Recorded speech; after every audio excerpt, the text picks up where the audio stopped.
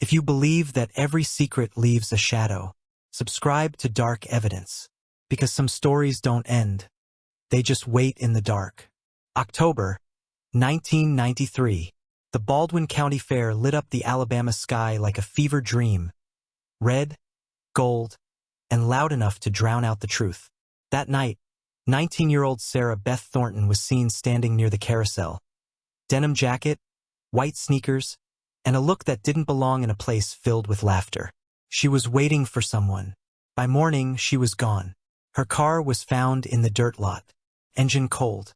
Doors locked. Her silver bracelet, the one she never took off, discovered near the trailers where the carnival workers slept. No blood. No struggle. Just gone. The police questioned everyone. Carnival men with identical stories. Drunks. Locals. Her fiancé, Michael Collins, the picture of heartbreak. He said he'd worked late at his father's hardware store, got to the fair around 9:30, and waited for her. But she never came. For months, the case went nowhere. The carnival left town. The posters faded. And Sarah Beth became the ghost of Fairhope. 25 years later, the case was reopened.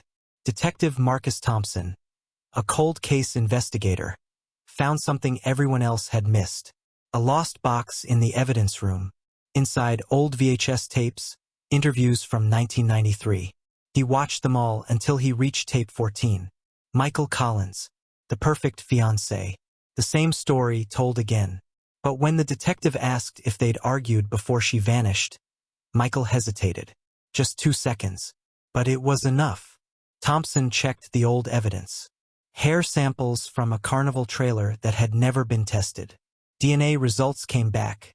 Not from Sarah Beth, but from Michael. His hair was inside a carnival worker's trailer. And a torn denim fiber from Sarah Beth's jacket carried his DNA, transferred through force. There'd been a struggle. Phone records sealed the pattern. A call from the fair to Sarah Beth's house at 8:42 p.m. Someone asked for her, then hung up. Minutes later, another call from the same payphone to the hardware store. An alibi built in real time. When confronted with the evidence, Michael's mask cracked. He confessed not everything but enough. He admitted Sarah Beth had found out about his affair with a married woman named Rebecca Hoffman. They met at the fair that night to talk. The argument got out of control. He grabbed her arm, her jacket tore.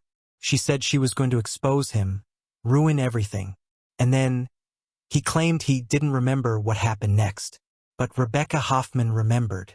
She told detectives she had driven to the fair that night because Michael told her he needed help. She waited in her truck near the trailers. When Michael appeared, he was dragging Sarah Beth, barely conscious. He told Rebecca they just needed to make her calm down. Rebecca panicked. He opened the passenger door, and she saw blood on his hands. They drove Sarah Beth out of town. Michael buried her somewhere past the state line. He told Rebecca never to speak of it again, and she didn't for 25 years. When she finally confessed, the truth shattered Fairhope. Michael Collins was arrested in 2018. Rebecca cooperated in exchange for immunity. And after 25 years, the place where Sarah Beth was buried was finally found.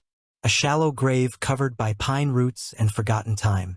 Her bracelet was still missing, but her story was no longer silent. They say some towns have ghosts that never stop whispering. In Fairhope, Alabama, the whispers sound like carnival music. And every October, when the lights return, people swear they still see her, standing by the carousel, waiting. Backhand index pointing right. Subscribe to Dark Evidence, where truth is never buried for long.